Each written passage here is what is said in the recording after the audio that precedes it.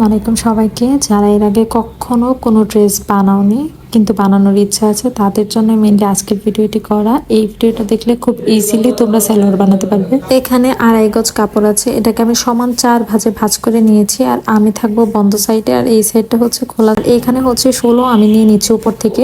লম্বায়ও কিন্তু 16ই নিব, মানে আমাদের হচ্ছে হাইয়ের যে মাপটা এটা সবসময় যদি 16 নেয় তাহলে কিন্তু কোনোভাবে ড্রেস ছিঁড়ে যাবে না। তো সেই জন্য আর কি 16 নেওয়ার চেষ্টা করতে হবে। মিডিয়াম বা লম্বা মানুষ সকলেরই কিন্তু 16তেই হয়ে যায়।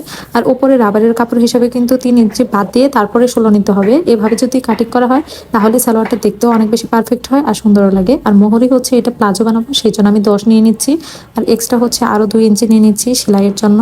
আর 1 ইঞ্চি হচ্ছে আমি এক্সট্রা নিচ্ছি, যে যদি কখনো আরেকটু বেশি লুজ পড়তে ইচ্ছা করে তো তখন যেন পরা যায়, তো সেই জন্যই আর কি।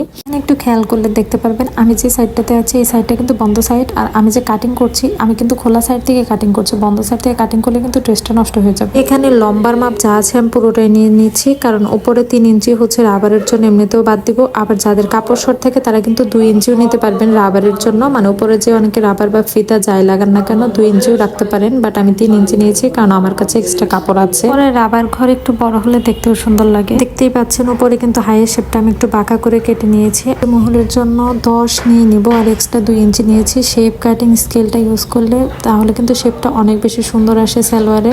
এভাবে কিন্তু আপনারা নর্মাল সালোয়ারও বানাতে পারবেন। জাস্ট আমি 10 নিয়েছি, আপনারা 6, 7 যার যেরকম ইচ্ছা আপনারা নিয়ে বানাতে পারবেন। আর আমি কিন্তু এখন এই সাইড থেকে দেখুন হাইয়ের এই সাইডটা কিন্তু আমি কেটে নিচ্ছি।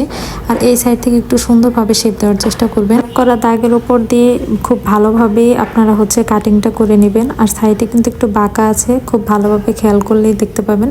আমি কিন্তু তারপরে আপনাদের বোঝার সুবিধার্থে বারবারই দেখিয়ে দিচ্ছি। এভাবে কিন্তু দেখে আপনারা জাস্ট একটা ভিডিও দেখে আপনারা সালোয়ার বানাতে পারবেন কোনো ধরনের ঝামেলা পোহানো ছাড়া। ইউটিউবে কিন্তু প্লাজো, সালোয়ার কাটিং এগুলো অনেক ধরনের ভিডিও দেওয়া আছে, বাট তারা খুব ভালোভাবে না বোঝানোর কারণে ওগুলো দেখে আসলে বানানোটা অনেক বেশি রিস্ক হয়ে যায়। কারণ যারা ফার্স্ট টাইম বানায় তাদের অনেক সময় দেখা যায় যে ভুল করে কেটে ফেলে, তাহলে কিন্তু কাপড়টা নষ্ট হয়ে যাবে। বাট এই ভিডিওটা দেখলে আপনারা খুব ইজিলি বানাতে পারবেন। তো যদি বুঝতে প্রবলেম হয় কমেন্টে জানাতে পারেন।